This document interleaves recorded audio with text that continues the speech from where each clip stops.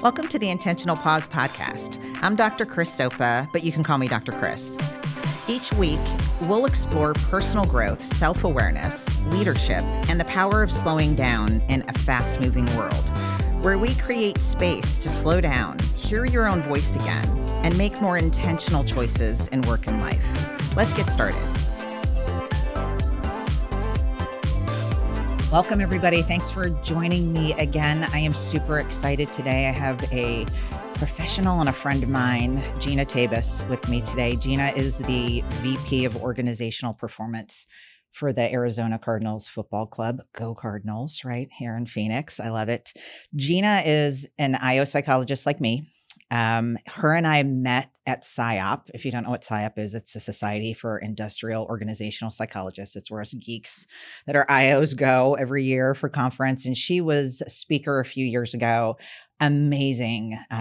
Expert in leadership development, expert in coaching. She's just a phenomenal speaker. She has worked in healthcare. She has worked in entertainment. She's worked in retail, and now she's in the sports industry, which is a very different industry, I think, than all of the others, especially being a woman. So I'm so excited to talk to her.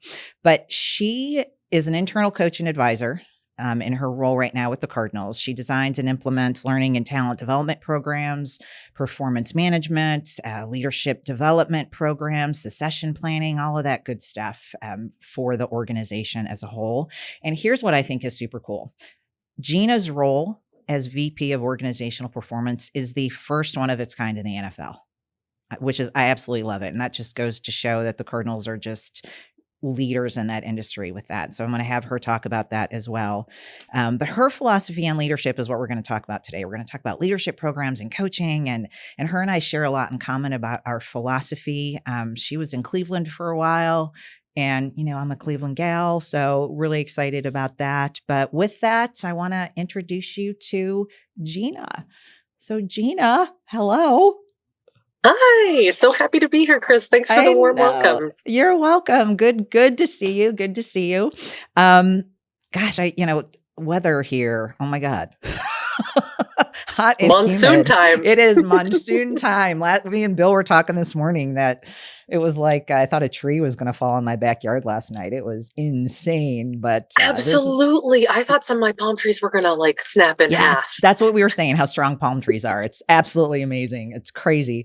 All right. So excited to have you here. I've got just so many questions, and I wish we could be on here for 3 hours, but not possible, but we're going to get in what we can here. I am going to ask you, I'm going to start, Gina, if it's okay, with a question I ask all of my guests, the very first question, and it has to do with the theme of the podcast. Okay. So when I use the term intentional pause, what does that mean to you?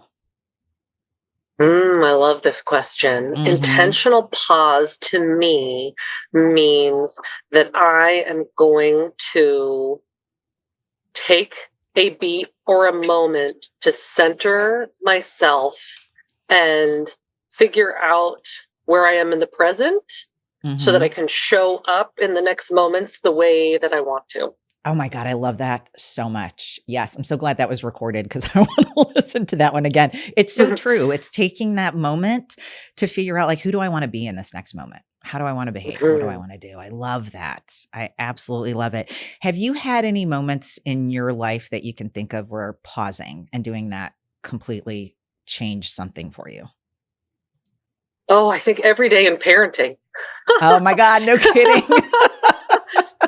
Every day in parenting, I had this live for me last night, dealing with emotions and things and trying to figure out, okay, how do I not get defensive in this moment? And it's the same thing in the workplace when you're dealing with feedback, or you're dealing with conflict, or you're dealing with any of those. But being able to take a breath and identify what's going on in my body, and also leverage my mindfulness practice. That's one of the reasons why I was so excited about talking to you about this stuff, is because I'm all in on mindfulness like you are. I think it helps me every single day. So it's hard to pinpoint one moment. I can think of like Mm-hmm. high stakes moments. Anytime I have to do any type of professional speaking, when I feel my heart Oh, rate starting to go up, I yep. do an intentional pause and I breathe and I remind myself that Yep. that is any signs of like being worked up is also excitement, and it means that I care. And so Yeah. I can step into that moment into excitement instead of Mm-hmm. feeling like, oh no, this is anxiety. I'm like, no, this is me being really excited about this moment and caring about this moment. So those are a few Yeah. examples. Yeah. I love it. Yeah, and they all I mean, we do it all the time, and, my goal in the podcast is just to create global awareness to have people start to do this intentionally. We there's times where we do it naturally, but I think we've lost a lot of this in life with the speed we all move. Internet, we get information so fast, and our society wants us to move so fast through things. And so few people take the time to do that. So I love those examples. I agree Love those completely, examples. Chris. I think one of the things I talk to leaders a lot is that we're not robots. We're not Mm, made to go from meeting to meeting to meeting to meeting with no reset, with no intentional pause. How can we show up as our best selves if we haven't right. even had a moment to decompress, think about what the moment needs from us, and also just let ourselves breathe? Like, we're humans. It's Right. okay to be a Yeah. human. Yeah, to take a breath. I read somewhere that very few people anymore take deep breaths, that we breathe very shallow. And so I consciously throughout the day, like when I'm driving, before I fall asleep at night, try to take really deep, like those diaphragmatic breaths, because I notice Mhm. myself breathing really shallow throughout the day. And oxygen, we need oxygen. It helps us I'm with so glad so you many brought that things. up. I'm Yeah. going to do that because one of the things that I've Yes. been challenging myself to, Chris, is the idea that anytime that I'm feeling a pang of like I have to wait for something and a little moment of like frustration comes, right? You're in line waiting for something, or even Uh-huh. like the water filter on my fridge is doing the tiniest little stream and I'm waiting for water. I've reframed this for myself to think about this is an opportunity to center myself in my body. And so Yes. anytime I have a moment where I'm like, I'm waiting, that means I'm like going to do a body scan. I'm going to breathe. I'm going to do some of the breathing you just talked about. So I'm going to Yeah. incorporate that. Yeah, I love do it, it. do it. Yeah, I try to take a lot of little moments where I'm waiting or I'm doing something like, for example, brushing my teeth. I have this whole stretching routine I do when I brush my teeth and gargle in the morning. It sounds really silly, but I do squats, I stretch my calves all while I'm brushing my teeth and gargling. Yeah. Just because it's like, you got a moment here and it's habit. And, sometimes I want to be very present with what I'm doing. There are certain times I want to do Yes. that, right? But there's other times like, I love your example of waiting for the stream of Water. water that's going right because that happens at the airport to me when I'm trying to fill my bottle, but yeah, those are all great examples. I love it. So with that in mind, so as we talk today, I want you to have that intentional pause and that pausing in the back of your mind as we talk about leadership, because this is such an important topic. And I know you've got such a vast amount of experience with it, but before we get into it, I want everyone to hear your background. And so tell us a little bit about your journey, what got you to IO, because I know you just recently finished that PhD, which congrats, man, that is a milestone. I know it. Kind of what led you to the work you're doing today, and start there and then we'll go from there. Absolutely. So I started out, I did study psychology in undergraduate, and I was thinking I was going to be a clinical psychologist. And I did some volunteer work at a suicide hotline that like informed me I don't know that I want to do clinical psychology because like my whole nervous system was activated for like hours on Oh, end after doing that. It was valuable, but it taught me, I'm like, is this really the path? And so as a young adult, I decided to go and get a job at Macy's and just like work there, and mm-hmm. fell into a career there, Chris. I just like every year or 2 years, I kept getting promoted. It kept giving me Wow. more. And I blinked, Chris, and it turned into a 12-year leadership journey where I Wow. was at the VP level managing multiple units, like teams of 25 leaders, 350 plus employees. Really big responsibility. And there was lots of things I loved about that, but I was working 60, 70 hours a week. And then I got pregnant with my first child. Mm, And I had this moment of reckoning with the career that I had built and the values of who I wanted to be as a mom didn't fit. Like they were not in alignment. And so I had to do some soul searching and step back and think about, well, what do I really love about my job? It wasn't the retail part, as fun as it is to kind of like work in fashion. That wasn't it. It was the leadership development. It was the coaching.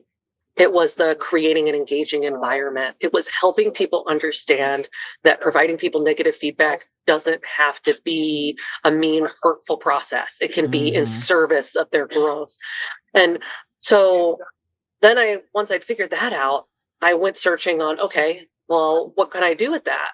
And I rediscovered IO. I had taken a course on IO in my undergraduate, and I completely forgot about it. I completely forgot about it until I came back to this moment and realized that I was looking for a place.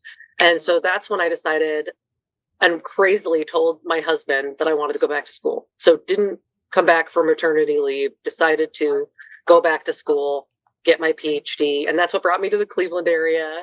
Got to go to University of Akron, go Zips, and study feedback, performance management, leadership, all my favorite things. And immediately when I got there, I knew I was in the right place. But honestly, it was a little bit daunting going back to school. Yeah. Having to take the GRE, doing all of that. I was like, I haven't taken a test like this in 12 years.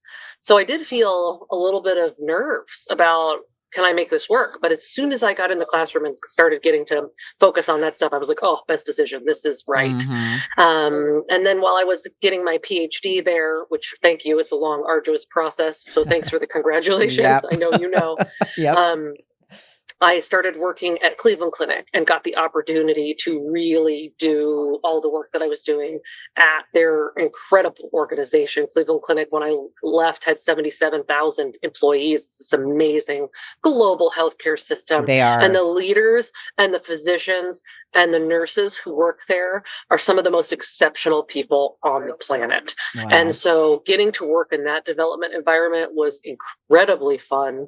And it was right post-COVID too. So the need to support all of our healthcare, population couldn't have ever been higher. Like they were experiencing burnout. They were experiencing so much. And so it was really, really meaningful to be able to get to do that. And I spent almost 4 years at Cleveland Clinic. And then the Arizona Cardinals sent me a DM through a recruiter saying they were doing a national search for my role, the vice president of organizational performance. And honestly, Chris, I thought I was getting punked.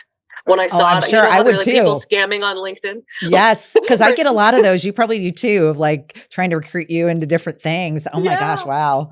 Yeah. And so I was like, this has to be a joke. Like, what, an NFL league? I haven't seen any positions like this that exist. But then I read the job description and it literally was like speaking to everything I love most. Like it literally felt like that discovery session I had with myself when I was like, what do I love the most about my previous job? I was like, here, it's it. And then also it's in professional sports, which I grew up an athlete. I've always been an athlete. I believe there's so much we can learn from sport in business. And then I also believe there's so much that you learn as a human being participating in sport about teams, leadership, even just social skills. Yeah, and so and my family's a big sports family too. Like I have 2 young boys. My husband, we're all in on all the sports and we love football. And so had the opportunity to interview for that role and we know how that worked out. So yeah, here you are. Yeah. Cleveland to Phoenix. What a move. Can I just say? I had so much fun throwing out all my ice scrapers and other things, Chris. Tell me about it. In a box and donating it. Don't need it anymore. New wardrobe, you don't need those sweaters and you don't even need an umbrella half the time. I mean, lately we have, but I got to find my umbrella when I travel to places that rain. I'm like, I know it's somewhere. Got to find it. Oh my gosh. I love that story. 2 things. So first thing I want to ask you is, how do you describe what an IO psychologist is when someone asks you? Because my experience, Gina, is people don't know what it is. No. Most of the time. Or they'll say to me like, oh, do you organize people's closets? And I'm like, no, I don't organize people's closets. How do you describe it when someone says, oh, what is IO? I'm so glad I'm not the only person who is thought to be the next Marie Kondo I in know. organization.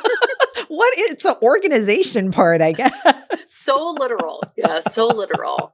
I like to, so that happens all the time. And I actually saw a post on LinkedIn that I thought was really funny because somebody was saying, I'm so tired of explaining like the differences between IO and business psychology. And I was like, who are you explaining this to? That they even know like the difference between these two things. I was like, I would love someone to have that much context that they would like want me to iterate the difference, what the different like theoretical frameworks are behind them. So I try and keep it really simple. And I talk about that IO psychology is all about leveraging psychological principles to help make work better. So to help right, like, so I like keep it simple. And so like, for example, how to help train and develop employees so they can get great performance, how to structure organizations so that teams and alignment work, how to understand motivation so that we can get the most out of people. I try and keep it really simple. Yeah, I love that. Yeah, I usually focus on the behavior part. Like, hey, how what I say is, how a regular psychologist focuses on your behaviors like in life. IOs focus on behaviors in the workplace, and that takes many forms. Like, and I go into what, leadership development, coaching, talent development, all of that. And that's what I love about IO is that it is so expansive. There are so many things that fall under the umbrella that you literally can just pick and choose and focus on what you focus on. Like, I know you focus on leadership development and coaching like I do, but to me, it's a great field. It's perfect. I didn't even know it existed until I found it at a trade show. That was how I felt on it. I was like, what is that? That's perfect. Because I never could decide between getting a master's in business or psychology. And I didn't want to go into clinical. I knew that. I didn't want to get my MBA because I hated economics and math. And this was the perfect marriage of the two for me. And so I loved how you described it because that's so perfect. I want to also circle back to, I know, and I remember you telling me this when we were speaking last time we had lunch, that this is the first position like this in the NFL. Can you talk about that a little bit? Yes. So I think, and you gave a nod to this, I think the fact that the Cardinals decided to invest in an internal resource focused on development, engagement, and performance, but not just performance, like squeeze more out of people performance, but like, how do we get a really thriving culture that facilitates great performance? It says so much about our owner. It says so much about our executive leadership team that they really wanted this. And I also will give a little bit of kudos here. So before I came to the Arizona Cardinals, they were working with a consulting firm before, and they had a consultant, Dr. Isabel Bellata, who works at Deitzer, and she was doing amazing work for them. I have a hunch that she like showcased some amazing IO skills, and they were like, we need more of that. So I've told Izzy this herself, but I'm like, thank you for being awesome, because I think that's true. You probably have noticed this too, is like once people get a taste of what a talented IO can do, people want more. That's what I experienced at Cleveland Clinic, where they were like, oh my gosh, we didn't realize. And so having that exposure to what an IO can do, plus also having the heart and character for wanting to build an organization that isn't putting band-aids on development, that isn't like, oh, when there's a problem, let's get somebody and do that, when they're like let's really build this in holistically, is amazing. And that was part of the pull of wanting to be a part of this. I mean, super kudos to the Arizona Cardinals and the owner for doing that, really. I mean, I hope all of the teams do have a position like that, because I think, it's needed. It's needed out there. I mean, some, big corporate organizations don't even have a role that's like that, so some companies I work with don't even have, a learning resources department or HR department. And it's like, how have you functioned up to this point? It's like by luck or something. It's crazy. Have you noticed a difference? Because you've been with the Cardinals now, is it like 2 years? Yes, I celebrated my 2-year anniversary last week. Yeah, gosh, that's crazy. God, I feel like it was yesterday that you made that move. Have you noticed any difference working in the sports industry versus the other industries you've worked in, or is it pretty much the same? What's interesting is that across both Cleveland Clinic and the Cardinals, they're both about elite performance. It really is like groups of people who are determining like to be at the top of their field. Interesting parallel. I love that, Gina. Oh my gosh. Yeah, so true. It really is about elite performance. And but very different resource levels, like of like Yeah. being able to see things, but the purpose, that like very high purpose environments as well. Mhm. Like people are really connected to what they're doing, and it means so much. I think what's really different is in the day to day at professional sports, everything could be a headline. So there is a lot more pressure. And I'm sure, like in other environments, they have those moments too. But Yeah. fans are so invested in teams that pretty much everything they do, who sponsors us, what our creative is, what we've posted on social, is a reflection of deep feeling for them. And Mhm. so there's a really like almost as if you're a politician in the way that like it's so public, like everything you do is Yeah. so public, and Yeah. that adds that pressure. Like you always have to be thinking about how the public will respond. Yeah. That is huge. I love that parallel with the elite performers because it's so Mhm. true. So true. Okay. Shifting a little bit into leadership here, because you are just, gosh, like I wish you all could see Gina speak. Like if you need a speaker, Gina's your gal because you are just so Thank good. And I you. know I've told you that a billion times, but you really, really are. What do you think makes a good leader? I love this question. I want to hear your answer Do too on this. well, it's my I, podcast, so you have to answer. I'll answer I'll answer first, too. right? Okay, you answer first. Okay, I love that. You're like, oh, you're going to answer. Hilarious. Um, I'm pretty clear on this. So I think about the best leaders have a foundation of good self awareness. They Mhm. understand themselves, but it's not just self awareness. You also have other awareness. How do I impact others? Can I pick Mhm. up on how others are feeling? If I make this decision, what are the ramifications? Those kind of things. So, other awareness. So, you understand yourself, you understand others. And then the third part is contextual awareness. And that goes back to your question on the intentional pause, that what it Mhm. means to you, coming back to that, which is what does this moment need of me? So, who am I? What are my favorite tools? And then what strengths do I bring to the situation? But Yeah. also, where are my potential derailers in those Mhm. things as well? And then when I understand that, I can then look at and integrate it with other awareness. Okay, how do I need to show up for my team so that they can be best, or the organization, right? And then also, what does this moment need of me?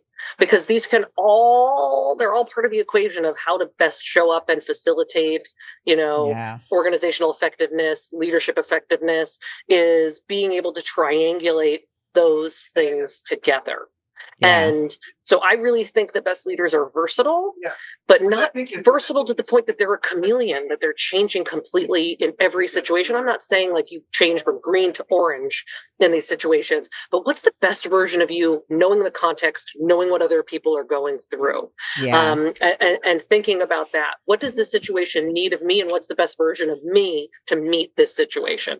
Yeah. Yeah. I love it. And I echo the self-awareness because I think it starts there because my philosophy is that you need to be a good self-leader before you're a good formal leader.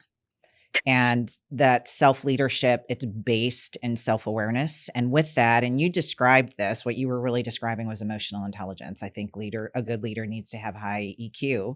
And we've seen research, Daniel Goleman does all that research on Right. that, and that's how you manage stress, how you make decisions, how aware are you of your own emotions and how your emotions affect others? Can you pick up on how other people are responding to you and feeling? So Yeah. that's a huge part of it, as well with the awareness. But to me, it's those three things. It's, being a good self leader, having really high self awareness, and then that emotional intelligence piece that kind of is that to me, all those three things are a thread that go through all of it. Cause if you've got all of those three things, it really helps you decide, what is my next step? It filters into Mhm. everything else a leader does. It really does. And so I know when I work with leaders, it's those three things. It's them getting to really know themselves well enough. Like, what do I need to do to be a great self leader? Building on that EQ and building on that constant self awareness. And so we're on the same page with that 100%. Yeah. Yeah. Yeah. And the one thing I would add too, Chris, and I love how you describe that as the thread that's going through, Mm-hmm. is that the best leaders are really good at getting results too. It's Right. all about like figuring out how to drive high performing teams. And so Yes. I think sometimes we miss that. We focus on traits and behaviors, but it all needs to add up to people are better and doing better because of you're around and because of the systems and things that you put together so that they're still doing better when you're not around. Yeah. Yeah. Because there's so many components to it. They've got to have access to the resources and the good talent.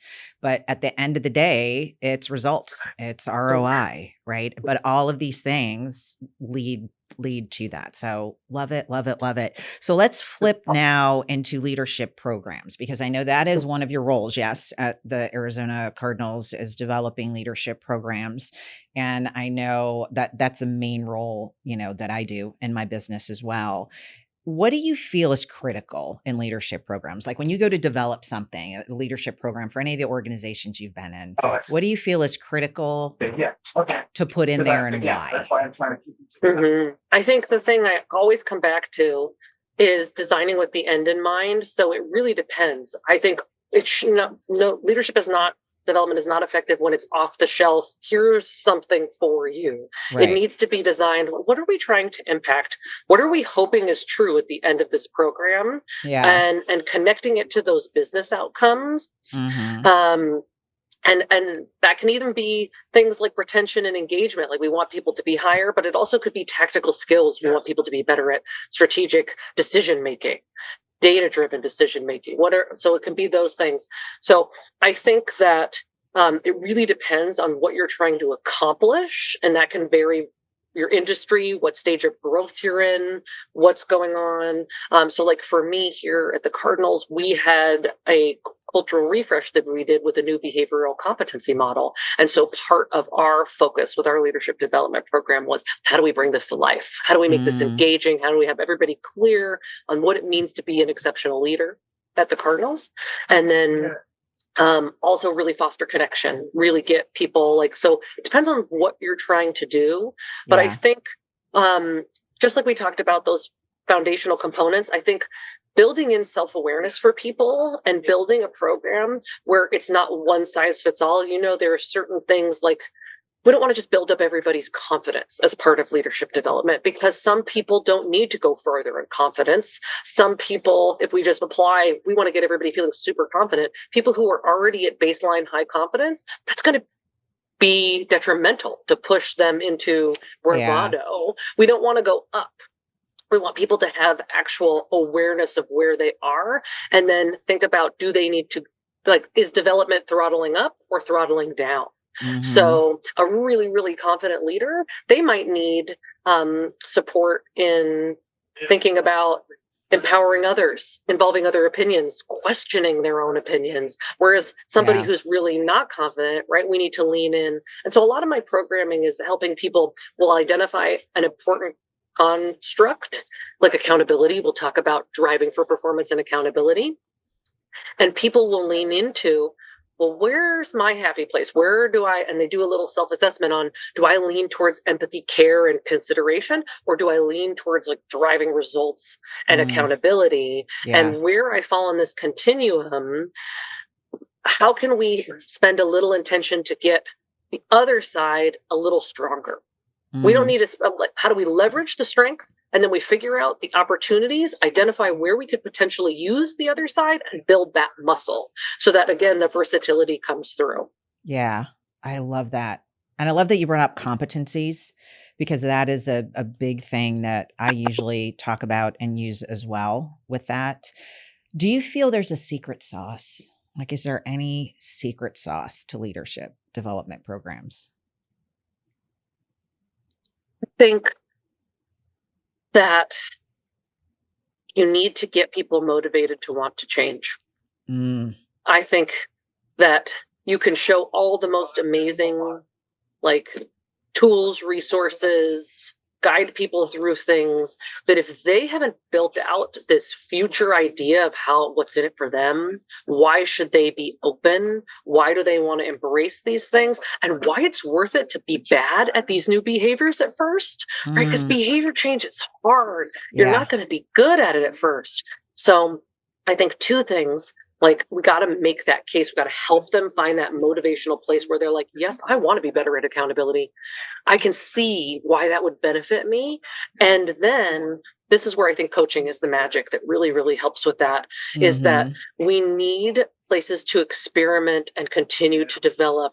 And I think coaching is the thing that does that. So anytime I do any type of team development work or leadership development work, I think it works best when it's supplemented with coaching, because then it gives people time to take what they've learned, grapple with it. They have an accountability partner. It helps them. And it really moves the needle from that I've learned something to I'm trying and I'm doing something new to I'm building skill and I'm gaining traction. And now it's a part of how I lead. Yeah. Yeah. And there's a difference, and I'm sure you've noticed this too, Gina, of what people can learn in a group, because people learn a lot from each other in a group, from the storytelling. I think storytelling is huge in leadership programs, hearing other leaders' stories.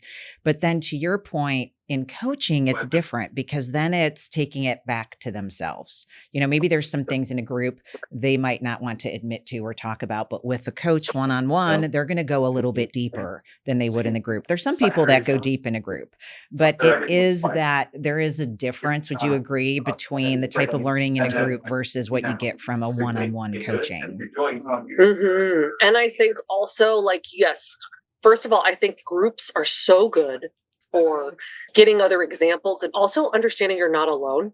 Like hearing people like, oh, other people are dealing with these things, or this is true for them. And then also getting inspired by how other people are solutions. Like, you can really learn a lot from what's working for other people. And then, like you said, in coaching, that's your playground to get vulnerable, to get deep, and to really think about, well, if I want to do this, what could be holding me back, or why haven't? And sometimes it's not even like leaders know they need to give feedback. So it's not like they don't know they need to give feedback, but then in coaching, they can give honest and be like, what's really holding me back?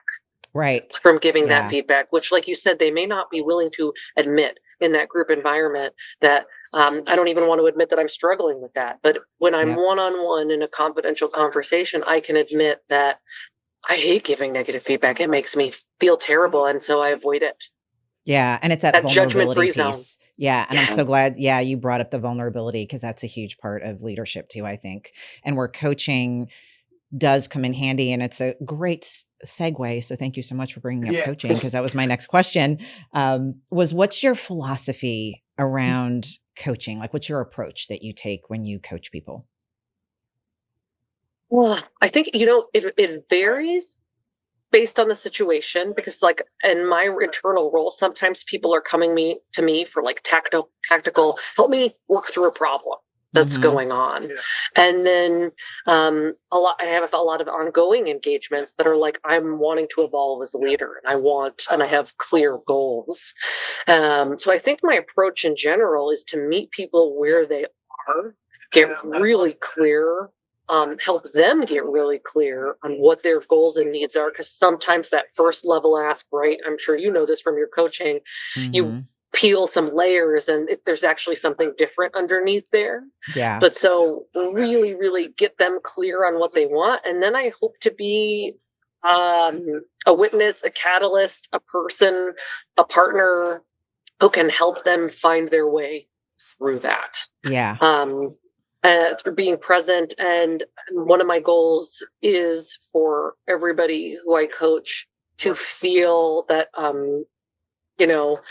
positive regard, that's a safe space, that they can have that and find ways to validate themselves. That was actually one of my journeys as a coach. Is I really, at the beginning of my coaching journey, wanted to validate people so they felt safe. And then through my coaching education, I got evolved. I'm like, no, it's not about me validating them. It's about me creating the space so they can validate themselves. Yeah. Yeah. God, that's a powerful transition for you to to have. It's huge. And, I think so many people don't really understand what coaching is. I mean, I've coached a lot of leaders in my time, and some have never had a coach before, and some have had multiple coaches. And to me, a coach's responsibility and, philosophy, like my approach I take is I'm kind of a guide. You tell me what are your needs? Where do you want to go? What's the outcome you're looking for? And I'm there to help with questions and with examples and with whatever tools I have, help pull that out of you and help you learn on your own. And to me, coaching is an empowerment thing. I'm empowering you because my goal with coaching is to kind of put myself out of business. I know that sounds weird, but like, if I have a coaching client for 5, 10 years, I don't feel like I'm doing my job. I am not doing my job because I want to teach you to be your own coach. I want to teach you to be able to coach yourself, figure out, that self-awareness, ask the right questions, do what you need to do in order to get yourself there and not needing an external source. I mean, we all need an external source sometimes, but for me, that client needs to learn how to do that themselves. Yeah, I love that, Chris. I love the way you articulated that. And I feel like that really aligns well with like the validate yourself. Like, yes, like getting them to a place where they can be their own internal coach and they have the tools, resources, and to pause and coach them through those tough moments. Yeah. Thank you for bringing in the pause. I saw how you did that. Very good. Very nice. Very nice. Yeah, I love all of that. I want to transition. First, I want to see if there's anything else you want to talk about with leadership and coaching, like anything else you want to add, any nuggets you want to give the listeners out there. The last thing I would add about leadership development is that it shouldn't just be fun and easy. It needs to be challenging. And sometimes that's not what people want, but to expand our repertoire, we have to be on the edge of our abilities. And so we have to get comfortable in that uncomfortable space, right? Get comfortable being uncomfortable. Yep. And also don't hold your identity so fixed that you don't have room to grow. I'll hear people say, I'm just not good at that. I can't do that. Even when it comes to emotional intelligence, which is ability based, it's more, biological, but you can learn behaviors. If you know that like it's hard for you to read people's emotions, you can learn coping behaviors. So it'd be like, be flexible and open, and also like try and use that that uncomfortableness as a cue that this might be really valuable. Like when I feel resistance in myself, Chris, and I talk to my clients about this too. If you feel resistance, that's really cool information. Yes. Why are you pushing back against that? What is that? Let's investigate. Let's not just take the resistance and say, well, I don't want to do that because it's going to be hard. Investigate that resistance and see what's behind it. Yeah, dig a little. I know my coach who I had on last month as a guest, his name is Joe. One of the things he says all the time is there's things you don't want to talk about is what we need to talk about. Absolutely. Yeah, it's like that resisting, because he says if he has clients who say, well, he brings something up and they're like, well, no, I don't want to talk about that. He's like, well, guess what? That's what we're going to talk about, because that's exactly what we need. Because I tell my clients when I first start with coaching clients, I tell all of them, look, my role is to tell you what you need to hear, not what you want to hear. Sometimes you won't even like me because I'm going to say things that maybe are going to irk you or trigger you or whatever. But then we explore that and then we dig further, kind of just what you're saying. So I love that philosophy. Absolutely love it. Fantastic. Okay, so I'm going to move to this, what I call a fast reflection round, Gina. And I'm going to ask you questions that have really nothing to do with leadership. And they're one of those where instead of slowing down, we speed up a little bit. And so I'm going to ask you a question and then you just tell me the answer to it. And they're fun. They're fun ones. Okay. Okay. All right. Ready? All right. First one is, what is the weirdest food combination that you secretly love? Oh, I'm trying to think. I'm not too weird with Or the food. weirdest food. If it's not a combo, like what's a food that you like that maybe other people go, ew? Oh, okay. Well, I eat a lot of plant-based food, so I actually really like tempeh and tofu. So I know a lot of people that's not their jam. Yeah. There you go. What do you mix tempeh and tofu with?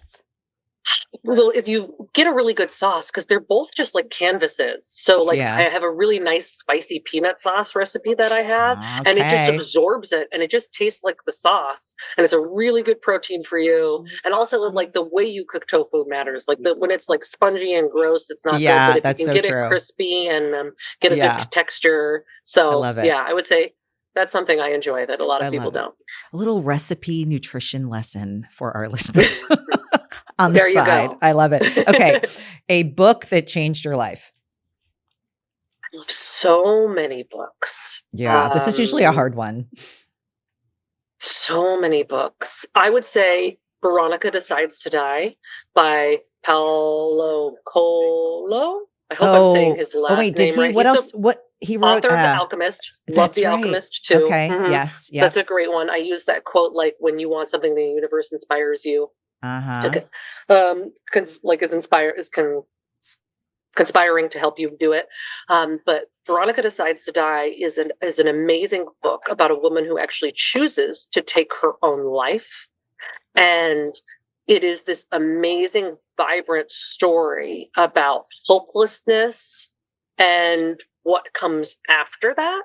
And I don't want to spoil it for anybody who's reading it, but it hit me hard and was like, whoa. Say the title again. It's Veronica Decides to Die. Veronica. Okay. I have not heard of this. Wow. I've got to read that one. Okay. I love it. I love when I learn a new book.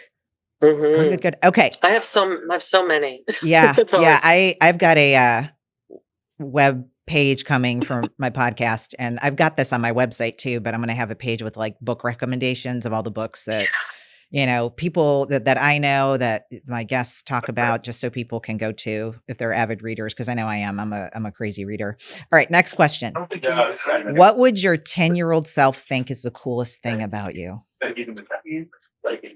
That I'm involved in professional football. Probably because my 10-year-old son already thinks that. I don't know if I told you this story, Chris, though, that it was super funny when I first got this role, that I'm a coach. Well, if you ask a 10-year-old what a coach is, it's a sports coach. Yeah. So they were confused. The first Cardinals game that we went to, both my boys were like, why aren't you out on the field? If you're a coach, why are you up here with us? What you doing, Mom? Come on. And I'm like, I know. I'm like, what are you doing? Get out there. Help That's the team. So cute. What's wrong with you? So funny. So I think it would be the fact that I'm involved in professional football. Yeah, totally, for sure. I love it. Especially if you were into sports when you were 10, which it sounds like you were. What are you currently binge watching? The Silo on Apple TV. Oh, I have not watched that one. Watched this. Okay, so I love it so much that I started reading the books back to books. It is so good. And usually I'm one of those people who can see 10 steps ahead of what's going on. And I drive my husband crazy. I'll be like, oh, they're going to be in love. Or, oh, I think there's something wrong with him. There's a plot going on there. And he's like, how do you know this? What's wrong with you? It's like, I'm an IO psychologist. That's why. I'm analyzing everything. But the Silo is fascinating. There's a bunch of people living underground in a silo, and they're not sure why, but there's all this weird, sinister hiding of the truth happening by leadership there. And it's fascinating, and I love it. And I never know what's coming. Gotta so if watch you're looking that. for a new good show, it's in season 3 right now. And it's just been, so you can binge watch the first 2 seasons and catch up to season 3 that's just happening right now. Highly recommend. I love it. It almost sounds like Paradise. Have you seen that?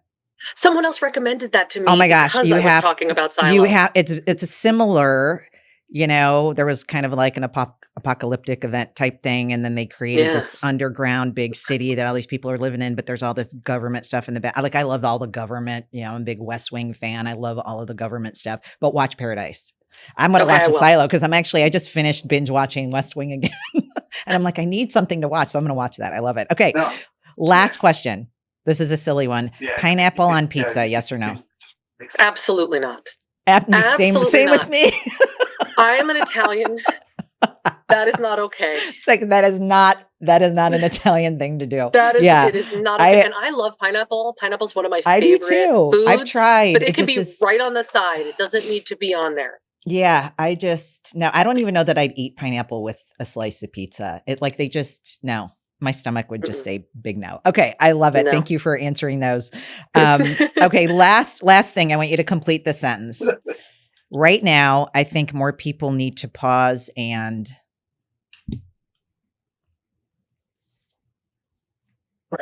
Right now. think people need to pause and, well, I'm almost influenced by what you said earlier, Chris. Take big, deep breaths. Yeah. I mean, it could be that simple. Yeah. And breathe. Just Yeah. find those moments to breathe. Pause, take deep breaths, and also ties it back into what I said earlier too. And then form intentions about how they want to show up. I really, but I find that so much it happens in my coaching practice at all, is that like people want to show up their best in these high stakes moments and they're not preparing for them. They're not centering themselves. So I think mine would be pause and like to have a moment to regulate, whatever that means for you. If those deep breaths, if that's a nice cooling glass of water, if it's a little walk outside to get some sunshine on your face, maybe not if you're in Arizona right now for us, you could burn yourself, but whatever it is that helps you unclench and reconnect. Love it. I call those recovery moments. I tell all my clients, you got to take recovery moments throughout the day, 15 minutes here. When you have your lunch, be with your food. Don't answer email. Like just take that time to reconnect with yourself. So I love that. I love it. I love it. Gina, oh my gosh, thank you so much for being here. I just love you so much. And you are so talented. Seriously, if you all need a speaker for any kind of event, Gina is your gal. She is phenomenal. She is just so brilliant at what she does. I'm so excited that you're here in Arizona too. Just can't wait to see you again. And thank you again for being here with me today. So excited. Thank you so much. I've absolutely loved this, Chris. And I love being connected to you. It was so fun to find that you were in Arizona too. Yeah, I love it. I love it. Okay, so everybody, we're going to go to pause with purpose. All right. So remember, this pause with purpose is kind of like your pause homework. And this is where I give you a reflection and sometimes a quote, sometimes both. Today, it's both of things I want you to kind of do until you listen to me next week. So today you heard Gina and I talk about a lot of different things. So when you think about our conversation today, I want you to think about one way you can be a better leader, either at work or home, because we lead in our personal lives too. As a parent, as a spouse, we're constantly leading. We're self-leaders. We lead other people. Is there a skill you need to develop? I don't know, do you need more patience? Do you need more pause? Do you need to listen better? Think about the things Gina and I talked about and pick this area. What can I do to be a better leader in my life, either at work or home, and pick something to do. Take one step towards that. And then I want you to think about this quote. And I love it because I found one connected to sports. I know, it's amazing. So listen, leadership isn't measured by the scoreboard. It is measured by the people who are better because you lead them. And I love ending on that quote. So thank you so much today. If you want to reach out to Gina, I'm going to put her information in the show notes so you could reach out to her if you'd love to have her as a speaker. Go Cardinals. I'm going to end with that too. And make sure that you follow us on the podcast platforms that you have out there. Subscribe to our YouTube channel. Feel free to message me any questions that you have. And again, thanks for being with us today. Loved having you here, and I will see you next time. Thanks so much for joining me for this episode of The Intentional Pause. My hope is that something you heard today really encourages you and helps you slow down, reflect, and make space for what matters most. If you enjoyed this conversation, which I know I did, be sure to subscribe, leave a review, and share this with somebody who could use an intentional pause in their life or who could relate to the story. If you have a story you want to share or a question, please leave a comment. And if you want to talk to me about leadership development programs for your organization, some executive coaching maybe, or a keynote for an event, my contact info is in the show notes. I'm your host, Dr. Chris Sopa, and until next time, take care of yourself, trust the process, and remember, slowing down is not a weakness, it's where the power lies.